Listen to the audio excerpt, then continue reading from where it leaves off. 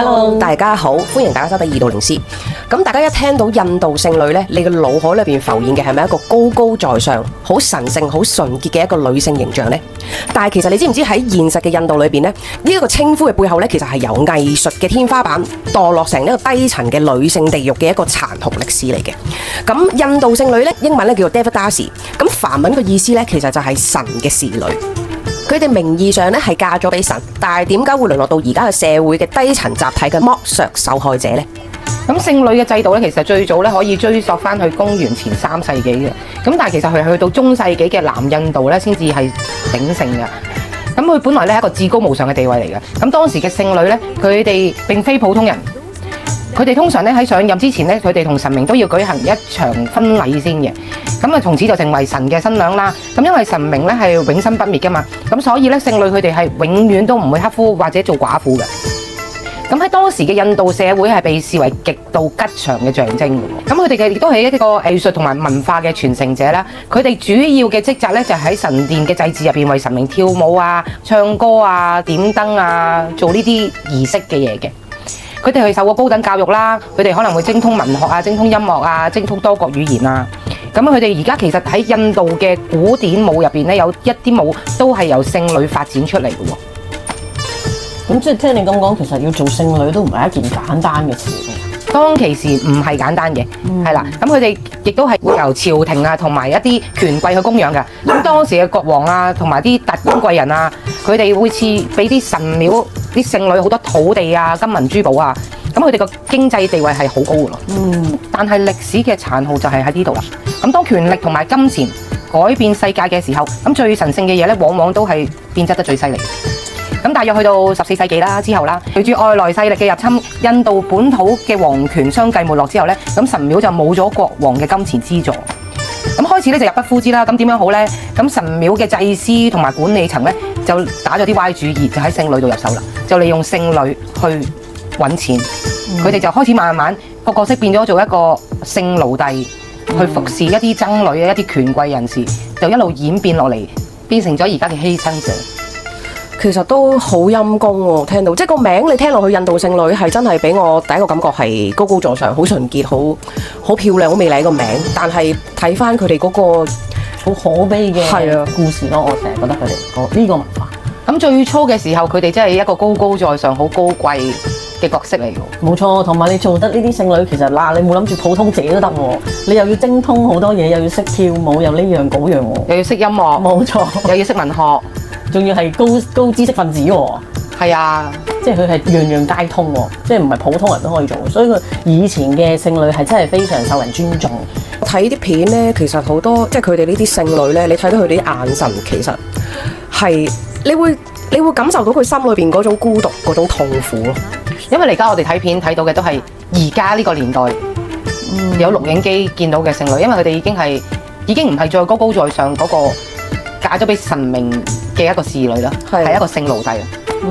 咁我又有啲好奇啦。咁而家嘅聖女啦，咁佢哋而家係服侍其他人啦，叫做咁佢哋都會有小朋友噶嘛。咁佢哋啲小朋友又點樣咧？咁其實因為佢哋係聖奴隸啦，咁所以其實佢哋嗰個性病嘅傳染率好高嘅都。而佢哋即係當然冇做任何預防措施啦。咁佢生出嚟嘅小朋友咧，其實女仔就會繼承媽媽。呢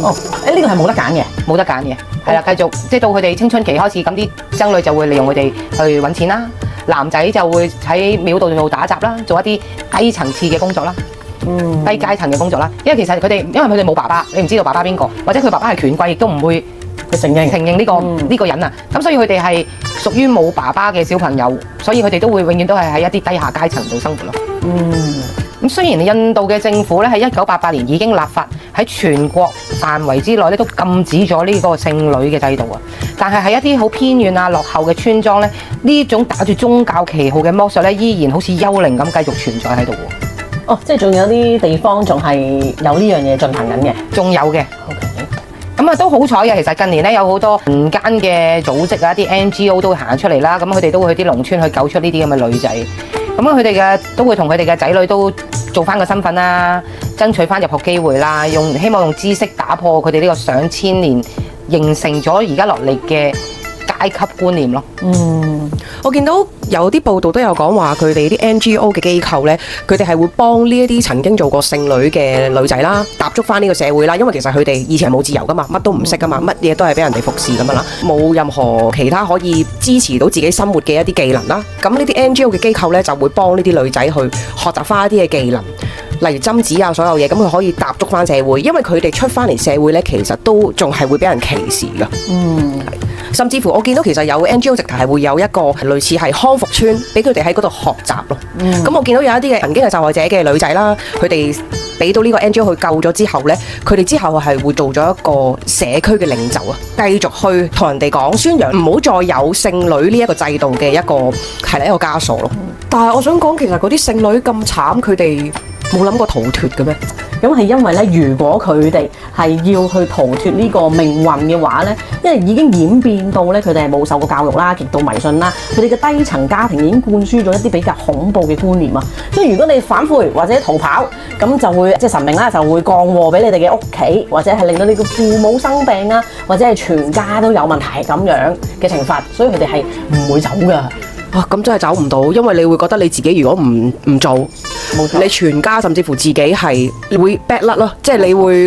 有啲唔好嘅嘢降臨，同埋你又諗下，加上嗰度其實而家個年代係通常貧窮嘅人先會去要自己個女去做，咁即係其實佢哋係冇乜受過教育啦。咁相對地，其實佢哋係真係冇得揀，因為佢哋覺得我唔幫屋企嘅話冇噶啦，呢個屋企冇噶啦，所以其實真係好可悲。呢一種精神上嘅恐懼啦，精神上嘅折磨啦，其實比身體嗰種囚禁係更加難去攻破同打破。所以其實而家咪有好多 NGO 嘅機構會去想幫呢啲嘅女仔啦，但係呢一樣應該係佢哋最難去打破嘅一個困難咯。首先要佢哋個心相信唔會有惡運降臨先。係啊，一日佢哋個心態上依然覺得呢啲唔好嘅嘢會發生，佢哋都自己走唔出嚟，係一個無形嘅枷鎖鎖住咗佢哋。但係最慘係因為呢個剩女啦，其實佢係由好細個開始已經係俾人哋潛移默化咗，所以其實我相信佢哋真係要改變呢樣嘢去走出嚟，其實都係真係有一定嘅難度。其實睇到呢啲嘢，你都會其實會提醒翻我哋咧，喺呢個世界上咧，其實最可怕嘅就唔係妖魔鬼怪，係啊，而係人類嘅自私啊。咁本來一件好純潔、好高尚嘅事，慢慢演變到今時今日，佢哋變咗做性奴，其實真係呢啲真係人類嘅自私造成咯。係。